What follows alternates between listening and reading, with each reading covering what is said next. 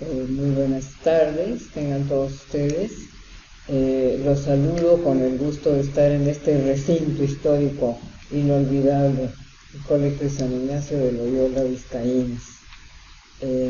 Estoy aquí respondiendo a la invitación que me hiciera Lisette Armenta para hacer ciertas reflexiones sobre don José María Basagoiti Noriega, uno de los grandes pilares del colegio en buena parte del siglo XX.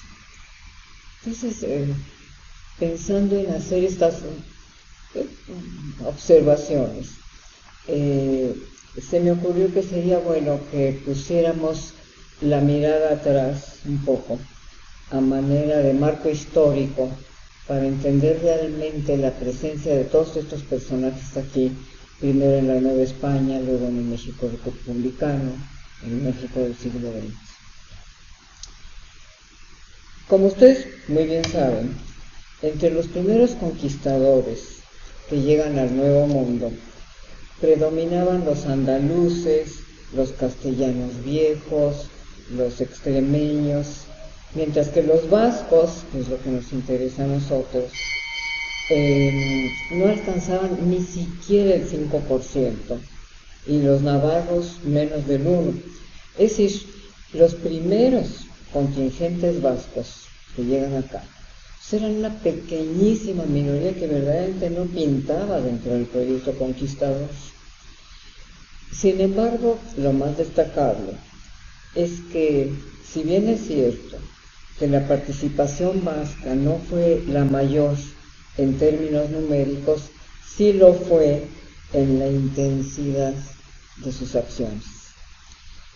Para muestra, pues ahí hay un puñado de personajes que podemos recordar, como don Francisco de Orduña, que peleó en la muy compleja toma de Tenochtitlan, o Rodrigo el Guipuzcoano, que no contento con haber estado en esta despiadada campaña, todavía se va a pelear a Coatzacoalcos, a Colima, a Jalisco, y pues lo mismo Martín Ruiz de Monjaraz, primero participa en Tenochtitlan y luego se va a pelear al río Grijalva, a Zempoala.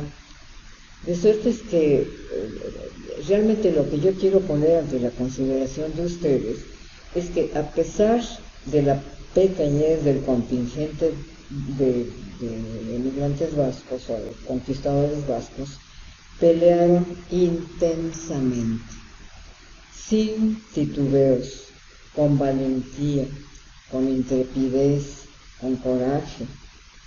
Es decir, aunque eran pocos, de todas maneras a ellos les va a tocar arrancar la gran transformación que se sufrió en una buena parte del continente americano y sobre todo en Mesoamérica, que es lo que nos interesaría a nosotros. Miren, desde aquel Viernes Santo de 1519, cuando Cortés ordena bajar anclas frente a las arenas de Chalchicoyecan, a las que iba a llamar Veracruz, porque desembarcó el Viernes Santo, día de la verdadera cruz, desde ese día se va a empezar a procesar una colosal transfiguración del mundo mesoamericano.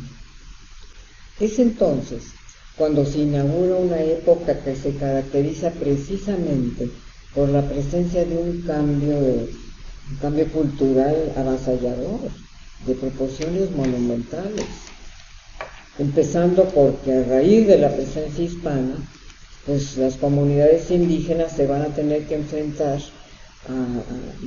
a vivir un cambio radical en su sistema político, en su sistema económico. Desde luego va a cambiar la religión radicalmente.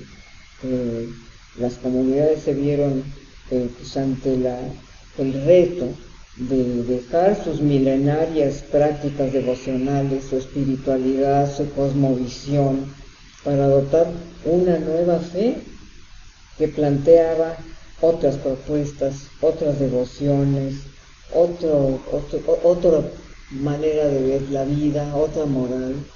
Allí en este proceso influye principalmente un vasco muy notable, como fue Fray Juan de Zumárraga.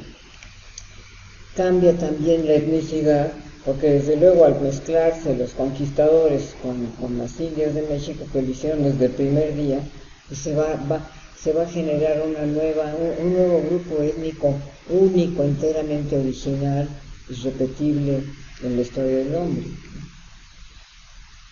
Cambia la naturaleza también, con la llegada de los nuevos frutos y cereales de Europa, y sobre todo cambió por la presencia de una ganadería que no había aquí y que de alguna manera distorsionó, deterioró los territorios originales.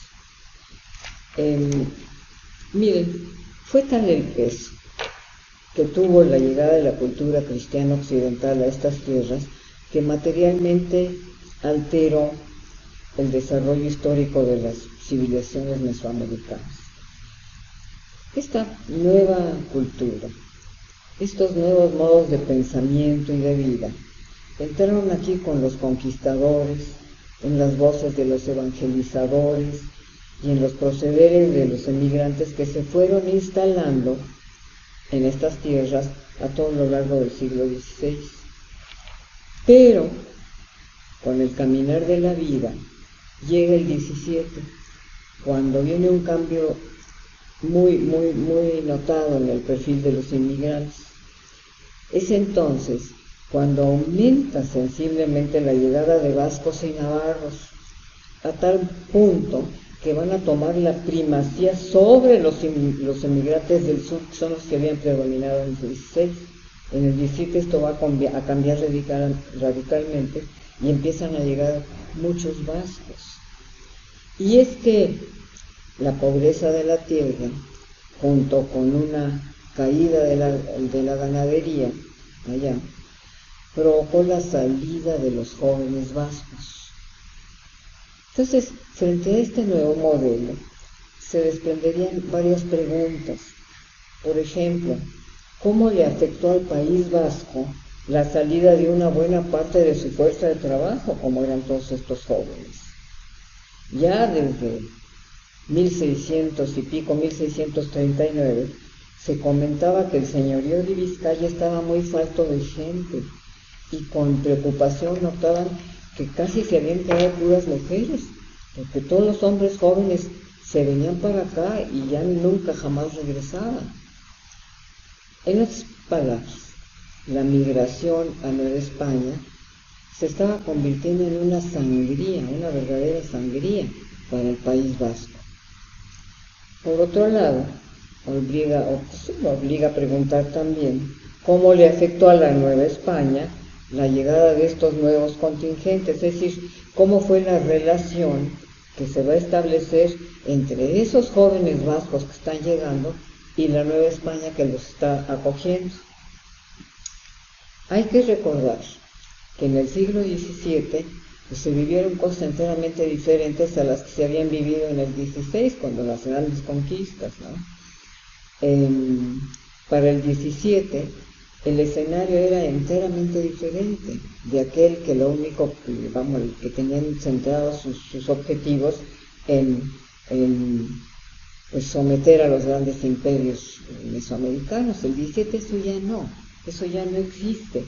El escenario va a ser otro, va a ser un escenario que exige otro manejo de la situación, otra estrategia, de tal manera que exigía pues hacerles frente a otros desafíos, lo que los jóvenes vascos entendieron perfectamente bien, tanto que dejaron las armas,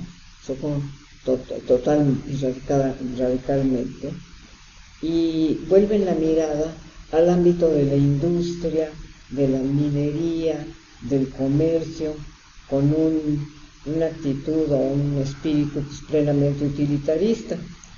Es decir, se pusieron a hacer negocios. Esto, aunado a su perenne espíritu de paisanaje, empezó a darles resultados muy productivos. Empiezan a hacer muy buenas fortunas. Y con el caminar de la vida llega el siglo XIX, que es a donde quería yo llegar.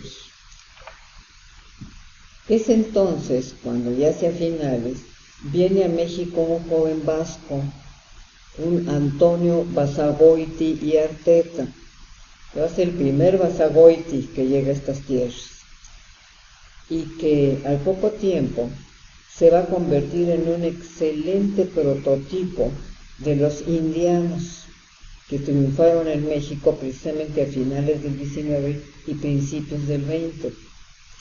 Y es que Antonio desde el principio entendió perfectamente bien el panorama que presentaba México.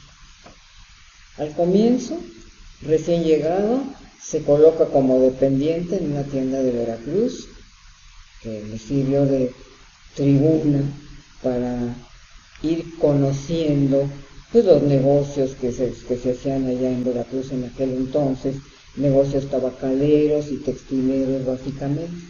Es decir, se empieza a foguear dentro de las finanzas mexicanas. Entonces, poco después, sintiéndose ya experimentado, toma la decisión de venirse a México, deja Veracruz y de plano se viene para acá. Y aquí se va a desarrollar en forma espectacular, tanto que a los pocos años funda un banco dedicado precisamente a financiar a los industriales. Y en todo este proceso va extendiendo sus lazos, ahora ya no solo con los industriales, sino se va también con los grandes comerciantes de la capital y va construyendo un prestigio muy sólido. Tan es así que participa en la importantísima fundación de la fundidora de Monterrey y del Banco Nacional de México. Y después, en sus viajes a España, funda otro banco más, al que bautiza como Banco Hispanoamericano, dedicado precisamente a refaccionar los negocios entre los dos, entre México y España. Es decir, entre 1880, cuando llega Antonio Basagoiti, hasta 11, cuando decide regresar a España, pues don Antonio construyó un verdadero imperio. Cabe recordar aquí que dentro de todo esto él hizo muy buena relación con Porfirio Díaz, tuvo una muy buena cercanía con él. De suerte es que cuando estalla la revolución en el 10 y cuando el general Díaz se embarca en el Ipiranga, en Veracruz, a los pocos meses, con la intención de que no corriera sangre mexicana. Entonces, al ver todo esto, Antonio se percata de que se venía un periodo muy crítico para México y toma la decisión de plano de regresarse a España ya para siempre. Y recoge a su familia y se van todos para allá. Hoy me atrevo a hacer una breve reflexión en torno a uno de los nietos de don Antonio. Me refiero, por supuesto, a José María Basagoiti y Noriega. Es para mí un verdadero honor hablar de eso. Como ustedes bien saben, en los procesos migratorios toman parte diversos elementos. Por un lado está el que deja su tierra, aquel que como José Mari llega con una cultura formada, plenamente moldeada, con todo un concepto de vida establecido. Este sentido de vida de José Mari pues va a estar envuelto a su vez dentro de toda una plataforma de valores morales que operaron como su guía, como su brújula en su nuevo entorno mexicano. Se trata de una suerte de binomio, podríamos llamarlo, un binomio muy, muy virtuoso, formado por un lado por el intelecto de José Mari y por el otro por sus conceptos morales. Huelga decir que al juntarse ambos valores se da una interacción pues muy, muy positiva, un proceso dialéctico muy rico. Este binomio es el que José Mari va a derramar en tierras mexicanas. Y dentro de este marco pretendo pues mirarlo a él como un prototipo de un hombre de dos mundos, como verdaderamente lo sé. Él nace en los años 20 del siglo XX, en el seno de una familia conservadora y profundamente religiosa, pero al mismo tiempo muy cosmopolita, muy internacional, muy universal. Y digo universal porque antes de que él naciera, los Basagoiti pues habían pasado 40 años de vida en México, y esto pues seguramente les había dejado un espíritu, como digo, muy universal, ¿no? Con un buen ingrediente de mexicanidad. Bueno, pues todo este cúmulo de elementos fue formando a José Mari. Él ingresa a los 15 años a la casa de los jesuitas en Loyola, en donde inicia un intenso desarrollo intelectual y espiritual. Allí hace un noviciado de 2 años, dedicados a entender la mística jesuítica. Después entra en lo que se llamaba el juniorado o juniorado, en el antiguo Palacio de la Reina, en Aranjuez, para estudiar otros 3 años lenguas clásicas, retórica, teología, sagradas escrituras, y después ya entra a hacer su filosofía en Chamartín de la Rosa en Madrid.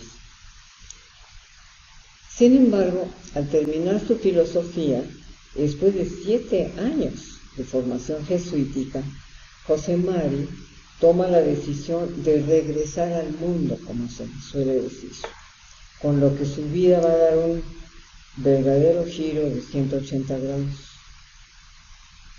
Salta a la vista que no debe haber sido nada fácil tomar esa decisión, pero la toma.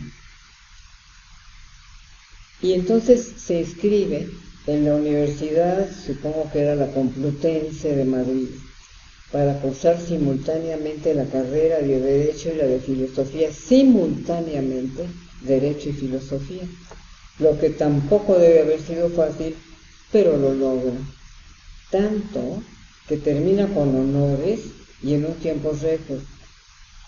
Entonces, no sé ustedes cómo lo vean, pero también salta a la vista que José Mari recibió una educación de alto nivel académico, pero al mismo tiempo muy plural, ciertamente diferente a la del común de sus contemporáneos.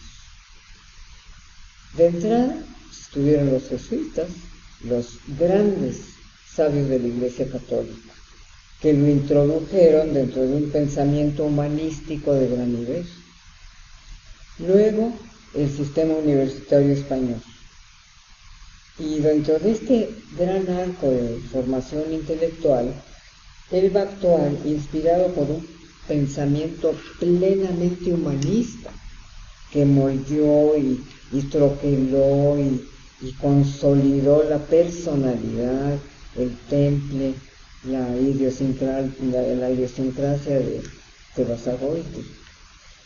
Por si fuera poco, estaba también lo vasco, esa intensa identificación de los vascos con su tierra de origen, con su cultura, con su sistema de valores. De suerte es que, tomando todo esto en consideración, se podría decir que él se formó como un hombre de fronteras culturales, lo que le dio, repito, su pensamiento universal. Entonces, con ese equipaje, digamos, intelectual y moral, llega a México José María Basagoiti en el año de 1948. Venía con el encargo familiar de tomar las riendas de los negocios que los Basagoiti habían dejado en México en manos de administradores cuando se van en 1911. Para ese entonces, México tenía, recuerden ustedes, escasos 20 años de haber pasado por una revolución que le había costado 1 millón de muertos, sacrificados en aras de un nuevo proyecto político muy indigenista, muy nacionalista, de corte igualitario, con una fuerte inclinación al socialismo. Pero eso era 20 años antes, porque ya para los 40, cuando él llega, en el 48, le toca inaugurar otra época, con otro programa de gobierno enteramente distinto. En ese entonces, tenía 2 años de gobernar el país Miguel Alemán. Acuérdense que todos sus biógrafos se refieren a él como político y al mismo tiempo, oigan esto, como empresario. Es decir, el que manejaba el país era un hombre político, ciertamente, pero también era empresario. De suerte que junto a la política, él fue muy activo en los negocios, hablando en buen español, en reproducir su patrimonio, sobre todo en bienes raíces. Por ejemplo, él participó en la urbanización, nada menos que de Polanco, con los dividendos que esto pudo haber generado. Luego compra un rancho que se llamaba Los Pirules, al norte de la ciudad, y lo convierte en ciudad satélite. No necesito comentar los enormes beneficios que de allí se pueden haber tenido. Lo mismo hizo en Acapulco, hizo negocios importantes. Pero en fin, lo que yo quiero enfatizar es que toda esta política, todo este programa de gobierno de entonces, derivó en un fuerte respaldo a los empresarios. Les dio seguridad, les dio estímulos fiscales, los alentó. Es donde yo quería llegar, para medio que volteemos nosotros a entender a qué México llegó José María Basagoiti y Noriega. De suerte es que en el sector privado se vivía un ambiente de gran optimismo. Fue la época de oro del capitalismo en México. A eso llegó José María. Y en esas condiciones tan halagueñas, se hace cargo él del patrimonio familiar, un patrimonio que tenía un peso real en la economía mexicana. Es decir, lo que Antonio había dejado aquí cuando se retira en 11 era una verdadera fuerza dentro de todo el sistema financiero mexicano. Ese capital que había formado don Antonio estaba formado con diversas inversiones, la mayoría de ellas centradas en la industria. Controlaban, por ejemplo, varias textileras, unos Casimires La Victoria, unos Textiles San Antonio. Él tenía el control de la tabacalera más importante del país. Tenía, fíjense, 21% del capital de la poderosísima fundidora de Monterrey, por no hablar del Banco Nacional de México, donde también estaba muy ligado. Entonces, dentro de este marco patrimonial o financiero, José Mari se va a encargar de lleno a conducir esta fortuna que previamente le había hecho su abuelo y que ahora le estaban entregando para que él la cuidara, se encargara de ella, la atendiera. Y cuidar, desarrollar y atender, lo desarrolla, ahora sí, José María Basagoiti y Noriega, con un éxito que queda de manifiesto en las más de 20 empresas que él va a ir encabezando a lo largo de sus años activos. Empresas formadas por él. En otras palabras, tras de recibir el imperio patrimonial de su abuelo, el talento financiero de José Mari dio como resultado el desarrollo de un segundo imperio, pero formado por los. Miren, su desempeño fue tan exitoso que le valió el alto reconocimiento de la clase empresarial de aquel entonces. Primero, fue presidente del Grupo Ciudad de México de la Confederación Unión Social de Empresarios Mexicanos. Él la presidió. Luego fue presidente de Coparmex, Pero también esto trascendió a nivel internacional. Él representó a México en la World Business Organization. Después fue, esto es realmente impresionante, asesor del Consejo Económico Social de Naciones Unidas, de la ONU, y siguiendo con los foros internacionales, lo eligen también como presidente internacional de los patrones cristianos. Entonces, ahí lo que pasó es que José Mari se convirtió en el ideólogo del sector privado mexicano. Me atrevo a pensar que tal vez sería por esa época cuando Basagoiti se enfrenta a lo que se podría calificar como un dilema existencial.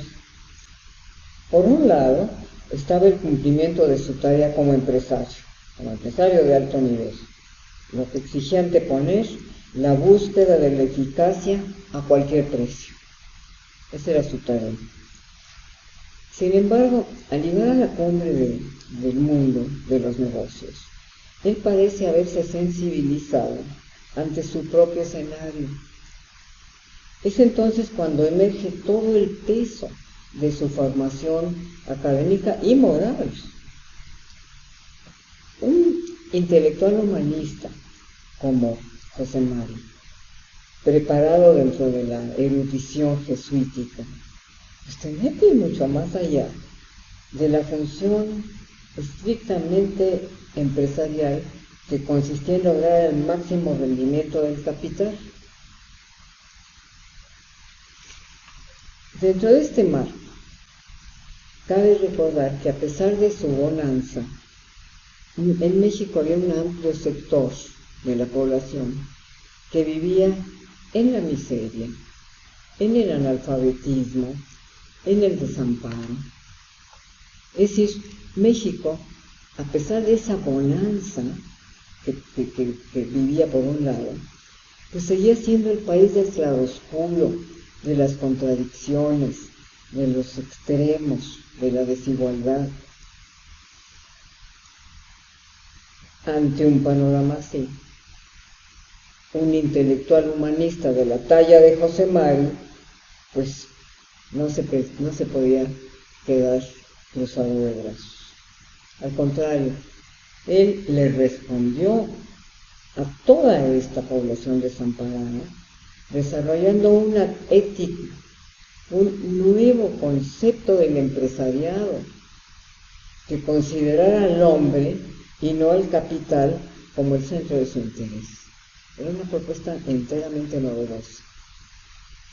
Entonces, es tal vez allí, en esta lucha, en esta cruzada por implantar una ética empresarial de carácter plenamente social, donde radica uno de los mayores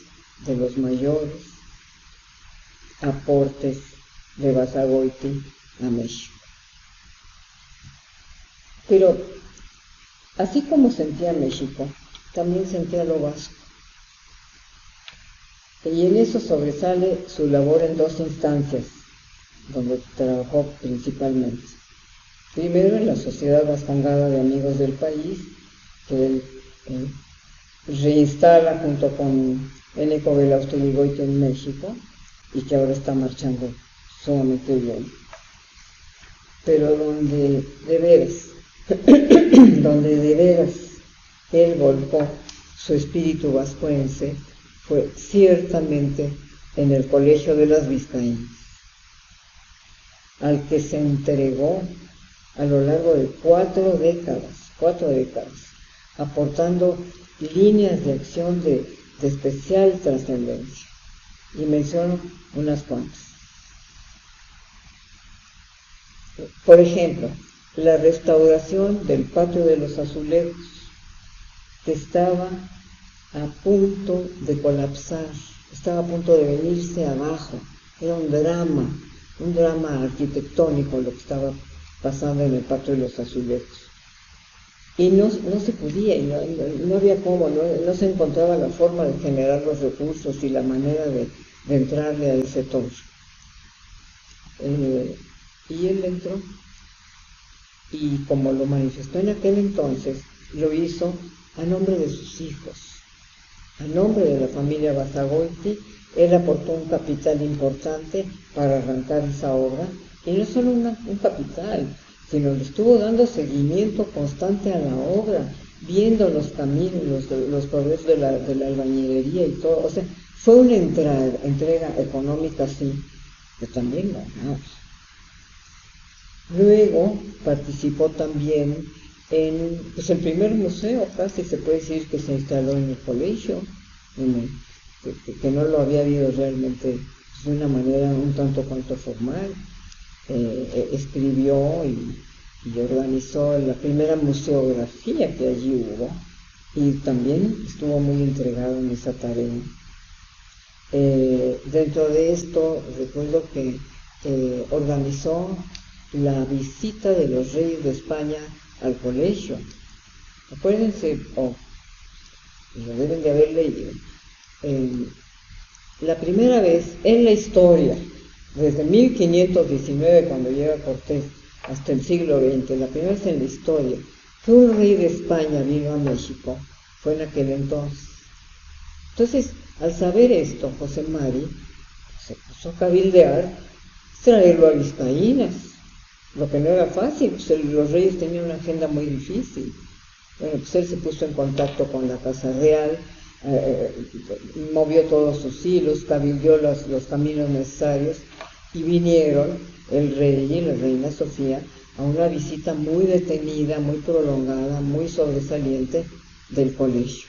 Eso también habla de la entrega de José Mari al colegio, de su apertura al exterior. Puso especial interés, me estoy acordando ahorita también, en la cosa de diseñar una cubierta para el inmenso patio principal. Aquí quiero recordarles que el patio del colegio es uno de los de mayores dimensiones en la arquitectura del virreinato, es la de mayores dimensiones. Yo tengo pues, un atrevimiento al pensar que es el segundo patio en dimensiones después del Palacio Nacional. Y eso se dice fácil. Bueno, el problema era que a raíz de esta nueva época que se vino de las celebraciones y las bodas en Vizcaínas, se estaba lastimando mucho el dintel de cantera que rodea al patio, en la azotea, porque cada vez que se hacía una boda, se amarraban de allí los toldos provisionales y estaba lastimando seriamente esa parte. Es decir, urgía darle una solución a esto. Entonces se pidieron una serie de presupuestos y de modelos arquitectónicos que fueran congruentes con el espacio, pero lo más difícil de todo fue tratar con el INAH, con el Instituto Nacional de Antropología e Historia. Se le pidieron una licencia, 2 licencias, 3 licencias, no contestaba, lo dejaba pasar, hasta que ya fue tal la urgencia de hacer esto, que se tomó la decisión de ponerlo. El permiso no había llegado. Y sin embargo, ahí está el toldo, muy contento y sumamente útil para el bien y buen caminar del colegio, ¿no? Esto me recuerda también al cinerario que construyó José Mari. Él concibió y creó un cinerario, retomando en el siglo XX pues una de las misiones fundacionales de Vizcaínas, que era la de hacerse cargo de sus difuntos. Acuérdense, desde el siglo XVIII, con los primeros estatutos fundacionales, se trataba de dar un arco de cuidado desde que entraba una niña o una dama hasta que moría. Por eso el colegio tenía un panteón caminando y en funciones. Panteón que se cancela por motivos de salubridad a lo largo del siglo XIX. Entonces ahora, siendo José Mari patrón honorario ya, el guardián de las tradiciones, concibió esto de hacer, desde luego no un panteón, pero sí un cinerario precioso, que está allí a la orden de todos. Pero aparte de las obras arquitectónicas, se preocupó por otros aspectos del colegio. Por ejemplo, siendo presidente del patronato y siendo jurista al mismo tiempo, él tomó la responsabilidad de redactar nuevas constituciones para el colegio, lo que se dice fácil, pero es rehacer todo el proyecto íntimo del patronato y con el patronato de la institución. Entonces, parte de lo que sucedió con eso fue que Vizcaínas se abriera al exterior, que hiciera presencia en el escenario cultural de México, algo que nunca había ocurrido en la centenaria historia del colegio. Por esa época, él también se dio a la tarea de defender los intereses del colegio frente a la Junta de Asistencia Privada, que resultó ser sumamente exigente y bueno, él llevó esa relación de la manera más productiva, repito, en aras de defender los intereses particulares del Colegio San Ignacio. Parte señaladamente importante de esta línea de acción fue, pues ni modo, tengo que llevar agua al molino del archivo. Parte importante de esta nueva línea de acción, repito, fue la apertura del archivo histórico por primera vez en 250 años. Y es que he reflexionado mucho en todo esto y pienso que la capacidad académica de José Mari le permitió justipreciar la verdadera dimensión del tesoro documental de Vizcaínas. La estructura intelectual de él lo llevó a entender el peso del archivo dentro de la historiografía mexicana. Quiero pensar que, habiendo estado él en la Complutense de Madrid, pues que tiene, por cierto, la mejor colección bibliográfica de España, con al menos unos, oigan esto, 740 inculables, por no hablar de sus documentos. El archivo histórico de la Complutense resguarda la friolera de casi 150 códices medievales. Es decir, gracias a sus años universitarios, José Mari adquirió el suficiente conocimiento como para valorar las colecciones del archivo de Vizcaínas, que es actualmente uno de los acervos documentales más importantes de México. Por eso, por su sensibilidad, por su apoyo incondicional, por eso el archivo lleva hoy el nombre de José María Basagoiti Noriega. Miren, a manera de conclusión, se podría afirmar que en Basagoiti toma sentido el proceso de trasplante de valores que se da dentro del marco de ese importantísimo fenómeno que ha estado siempre presente en la historia de la humanidad, que es la migración. En él toma sentido este elemento. Es evidente que en el caso de él sobresalen ciertos elementos que están unidos por una especie de hilo conductor a través del cual convergen. Me refiero a una rigurosa formación intelectual, como la que él recibió, una especial visión financiera, como la que ciertamente tuvo, y un amplio sentido social. Dentro de este marco, entonces, tal vez se podría afirmar que su presencia en México se desarrolló en tres grandes esferas: como empresario de alto nivel, promoviendo el desarrollo económico del país; como ilustrado, trabajando en pro de Vizcaínas, de su buen caminar, de su perenidad, lo que desembocó en la defensa del patrimonio bibliográfico y documental del colegio. Pero sobre todo, yo diría, como hombre sinceramente comprometido, que trabajó todos los años de su vida de México en pro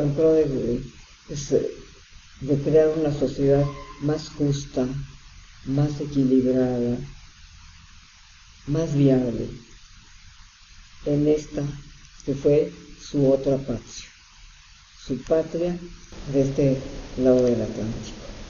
Muchas gracias.